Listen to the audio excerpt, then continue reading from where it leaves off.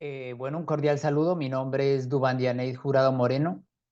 Pertenezco al programa de Ciencias Políticas de la Universidad Abierta y a Distancia. Esta es la materia de Teoría del Poder y Territorios. Entonces, ¿en qué consiste esta actividad? Tenemos que dar unos elementos analíticos centrales de un movimiento social, político y otras manifestaciones de extremación colectiva que se presentan en algún territorio. ¿Cuál fue el territorio que yo escogí para hacer este análisis? Viene siendo el país del Salvador, ¿sí? Muy interesante porque últimamente en este país han ocurrido grandes cambios y me interesó este país, además de que de él he hablado en los anteriores temas, entonces por eso voy a hablar de él y de las características que tiene. Entonces, hay unas preguntas indagadoras que están ahí en la rúbrica de evaluación. Entonces empezamos, dice, ¿cuáles son los elementos centrales que generan el surgimiento de manifestaciones, movimientos y situaciones alternativas dentro de un territorio? Entonces, pues indagando, yo observé que hay un descontento social, que dice que las manifestaciones y movimientos alternativos pueden surgir como respuesta al descontento generalizado entre la población salvadoreña, debido a problemas como la corrupción, la falta de oportunidades económicas, la inequidad social, la violencia y entre otros. También está la injusticia y desigualdad. La percepción de injusticia y desigualdad en la distribución de recursos y oportunidades puede motivar a grupos de personas a buscar alternativas y protestar contra el statu quo. El statu quo es como la bienaventuranza, o sea, como el estatus de una persona, o sea, que no pueden hablar mal de ella, al igual que de un estado, o sea, es como la punto de referencia, como la carta de presentación, entonces no se puede bajar esto. Crisis económica. Pueden desencadenar protestas y movimientos alternativos en busca de soluciones a los problemas económicos como el desempleo, la pobreza y la inflación. También está el abuso del poder, donde existe una desconfianza y un malestar que impulsa la movilización ciudadana en busca de cambios. Movimientos sociales y activismo, como la presencia de movimientos sociales activistas, donde se promueven agendas específicas como los derechos humanos, el medio ambiente, la igualdad de género y entre otros, que pueden inspirar y movilizar a la población para generar cambios. Y la participación juvenil. Los jóvenes suelen desempeñar un papel importante en la generación de movimientos y son más propensos a desafiar las normas establecidas y buscar hacer frente a estos desafíos. Entonces, vamos a hablar del movimiento principal de El Salvador en los últimos años. Entonces, otra pregunta indagadora dice, ¿cómo se puede describir el movimiento, qué características tiene y quiénes lo componen? Entonces, el movimiento del que voy a hablar yo es el de la mano dura, ¿sí? ¿Quiénes lo componen? Principalmente las pandillas de alta violencia, de extrema violencia, que cometen muchos delictivos, narcotráfico, muertes, inseguridad. Esos son los agentes, como lo podemos ver en las imágenes. ¿Y quién está detrás de todo esto? Pues el presidente Nayib Bukele. Sí, está el presidente Nayib Bukele, donde puso una política de mano dura, ¿sí? Donde metió a todos estos pandilleros a cárceles de máxima seguridad con estrictas normas y regímenes muy pesados, ¿sí? Unió a las pandillas rivales y las puso a convivir entre sí.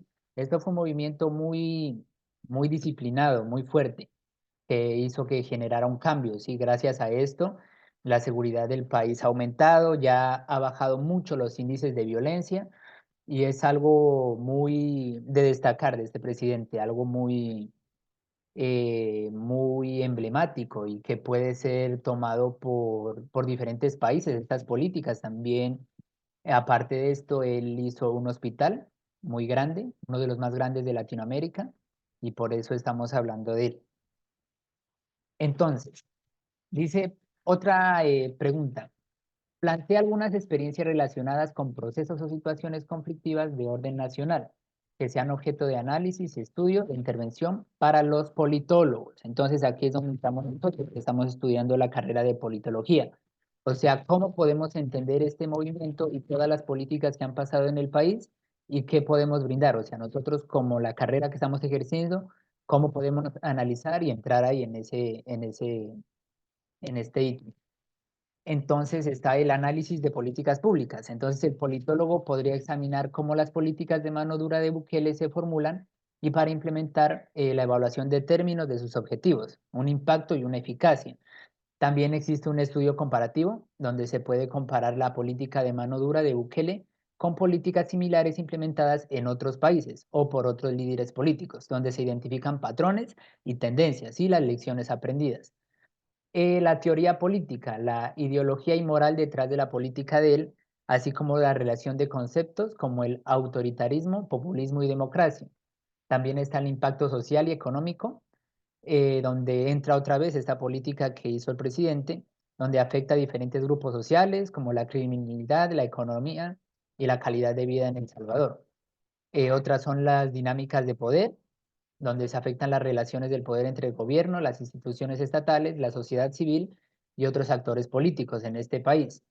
Y la opinión pública y la participación, donde existen influencia de las opiniones y comportamientos políticos de la población salvadoreña, así como la participación ciudadana y el activismo. Ahora sí, otra pregunta fundamental. ¿Cuáles de los planteamientos de los autores vistos en el curso ayudan a comprender la situación del ejercicio del poder y justifiquen? Vamos a hablar de este autor en particular que me llamó mucho la atención, que es Arjun Apadur, ¿sí? Él fue un antropólogo, pues no, no podría decirse que está metido muy sumergido en el tema de la política porque es antropólogo, pero los planteamientos de él fueron muy significativos para lo que estoy estudiando y son los siguientes. La globalización y la desigualdad. Él habla de que argumenta que la globalización no es un proceso homogéneo, que puede generar desigualdades tanto a nivel global como local. Dice, en este sentido, la desigualdad económica y social podría contribuir a la violencia y la inseguridad en países como El Salvador, donde hay falta de oportunidades y hay concentración de riqueza, donde alimentan el crimen y la delincuencia.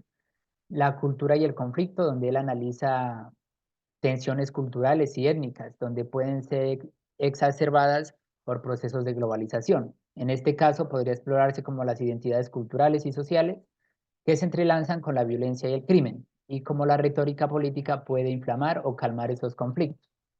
Violencia y medio, por ejemplo, en un artículo del que se llama Fear of Small Numbers, Apadurai también examina cómo el miedo y la percepción de amenaza pueden llevar a la violencia étnica y política, y esto podría relacionarse con la retórica de la seguridad utilizada por Bukele para justificar medidas de mano dura, argumentando que la violencia y la delincuencia representan amenazas existenciales que requieren respuestas firmes, o sea, en este caso drásticas, porque lo que hizo él es algo de destacar.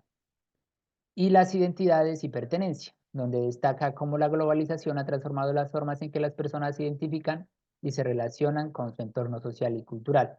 En el caso de Salvador, podría investigarse como las políticas de mano dura que impartan en la percepción de identidad y pertenecen a diferentes grupos sociales, especialmente a las comunidades marginadas y afectadas por la violencia. Entonces, eso es todo. Muchas gracias por tu atención y les habló Dubán Jurado. Que tengan buen día y un saludo para todos.